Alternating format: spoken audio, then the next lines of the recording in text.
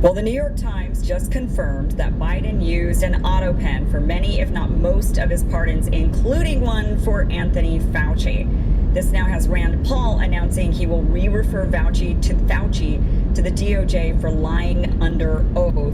And if you recall, this is what Anthony Fauci lied about. The NIH and NIAID did not fund gain-of-function research to be conducted at the Wuhan Institute of Virology. Okay, so he said there was no money, and it turns out there was money, and it turns out he actually did know about the money. And so Rand Paul has been trying to go after Anthony Fauci, getting him to be held accountable for perjuring himself, lying to Congress. And he's been unsuccessful because Joe Biden decided to sign a pardon for Anthony Fauci. This is the story from the New York Times. The New York Times says here, let me just pull this up. Sorry about that. Okay, New York Times says, as of January 19th meeting, which took place in the Yellow Oval Room at the White House residence, Mr. Biden kept his aides until nearly 10 p.m. to talk through such decisions, according to people familiar with the matter. Then it goes on to say, Mr. Zients hit reply all. So there's a bunch of different aides who are involved in this. And Mr. Zients, who is one of his aides, hit reply all and wrote, I approve the use of the auto pen for the execution of all of the following pardons. And one of those pardons was for Anthony Fauci. So the big question, and then Rand Paul, let me just throw this up here. Then Rand Paul now says, now that this has come out, he actually retweeted libs of TikTok saying, holy schlit, New York Times confirms Fauci's pardon was signed by auto pen at the direction of an assistant. Rand Paul says, today I will reissue my criminal referral of Anthony Fauci to the Trump DOJ. So the big question then is, can a president legally use an auto pen, which is a robot that they program to write a signature that looks identical to the president's signature? So can a president legally use a robot to sign pardons? That's the big question. Clearly, Rand Paul thinks that there must be something unconstitutional about it, which is why he's saying, well, in this case, I'm going to be re-referring criminal referral of Anthony Fauci to the DOJ. And you also have Donald Trump. He also says those pardons were void. He's calling them invalid. But the question is that true? Well, let's just put aside our desire for Fauci to face consequences and look at the facts. The Constitution gives the president, whether we like it or not, the power to issue pardons. I personally think that this is an antiquated relic from the times of kings and queens, and it turns the president for a moment into a king, and I don't think we should be doing this at all. I think we have to, if we're going to be a law-abiding democracy, then we need to follow the law, and that includes if somebody's convicted of a crime, they're convicted of a crime. That's Article 2, Section 2, that the Constitution gives the president the power to issue pardons. But it says nothing, and I mean literally nothing, about how that power must be executed. There's no requirement for a signature, let alone a handwritten one. And for nearly a century, legal scholars and government lawyers have said that a president can delegate the act of signing as long as he's the one making the decision. A 1929 memo from the Solicitor General's office said exactly that. A facsimile signature is fine, so as long as it's authorized.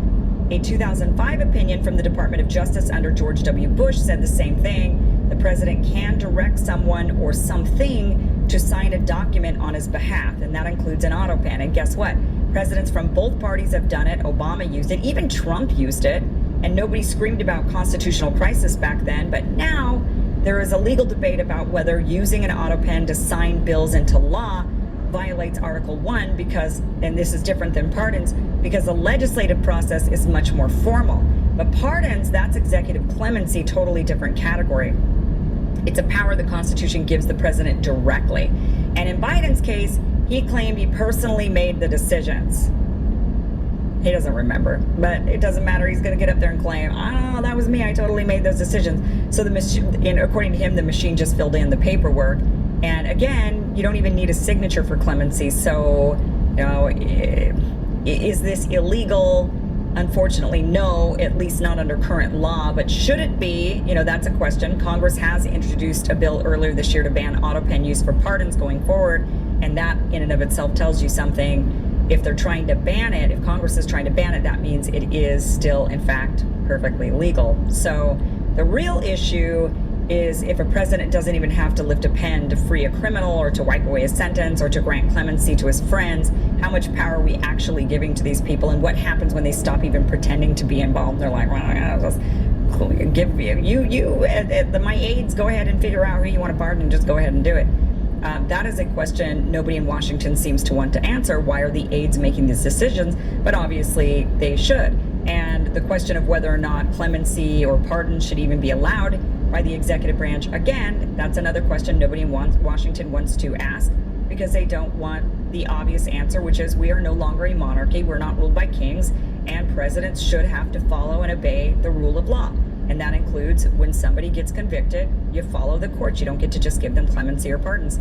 So I would love to see Anthony Fauci held accountable for his crimes. I am not a fan of the pardon at all. So I personally think absolutely Anthony Fauci should be dragged by the DOJ and looked into and investigated, and all of the people who lied should be totally and completely investigated for that. But so as long as we have these pardons, which to me is the real question, why we even have them, and the real question is not the use of the auto pen, but the actual use of the pardon in general.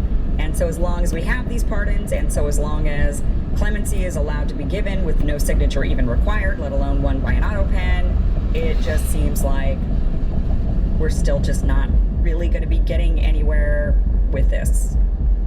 If you're still tossing and turning all night and feeling edgy during the day, then let me tell you about CBD from CB Distillery. Millions are turning to their CBD for relief because it works. In fact, over 90% of customers report better sleep with CBD, and it's not just sleep.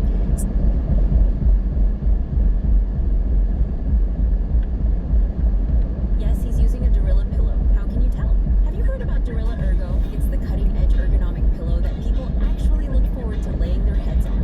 It's time to stop accepting old, sweaty, bacteria-ridden, spine-bending pillows. This marvel of sleep architectural design is here to mega boost your health to another level. Here are 9 trailblazing reasons why Dorilla Ergo is an absolute game changer in sleep technology. 1. Reduce snoring. Mouth breathing ruins sleep and raises cortisol levels. The ergonomic shape of Dorilla raises your chin and opens up your breathing tract, which not only reduces snoring, but also increases oxygen intake needed to reduce stress and improve cognitive function. 2. Improved posture. Dorilla Ergo is meticulously engineered to promote optimal body alignment, reduce morning pains and stiffness. It minimizes the risk of chronic pain in the jaw, neck, spine, and back while restoring a correct and healthy posture. 3. Stress reduction. Poor sleep posture spikes cortisol, which affects metabolism, hormone imbalance, muscle growth, and serotonin production. It also contributes to collagen breakdown, skin elasticity loss, and sagging skin appearance. Dorilla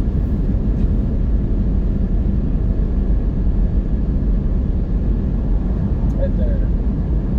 The internet. Yeah.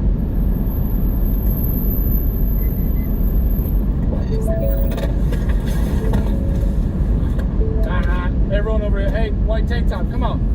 What are we walking away from as soon as the cops show up? Get back over here. Get your fucking hand out of your waistband. Hands up! Hands up! Hands up!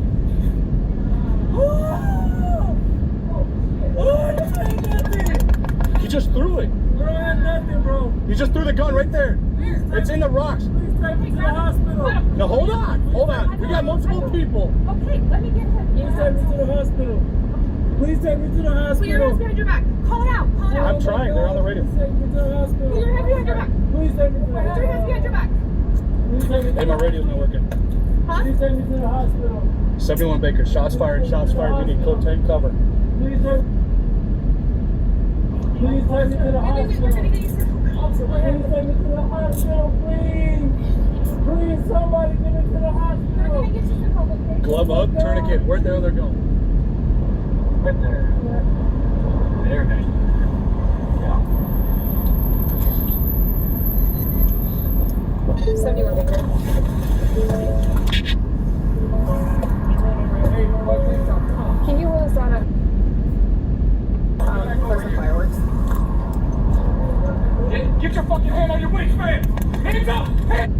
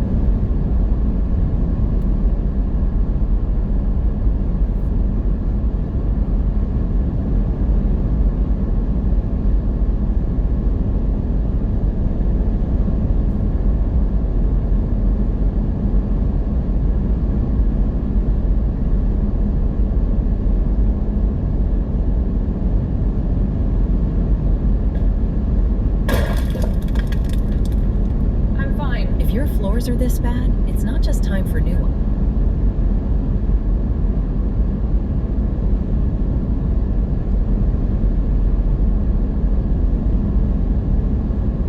Where's they at? I have no idea who he is.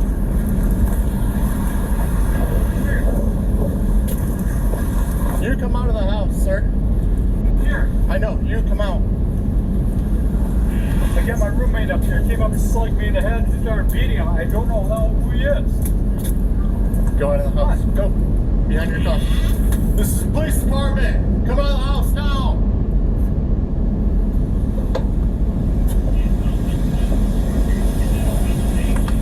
I don't think he's gonna do I'm trying to call him out of the house. Sir, I'm gonna ask you to go back by my car. Again, please. He's fine.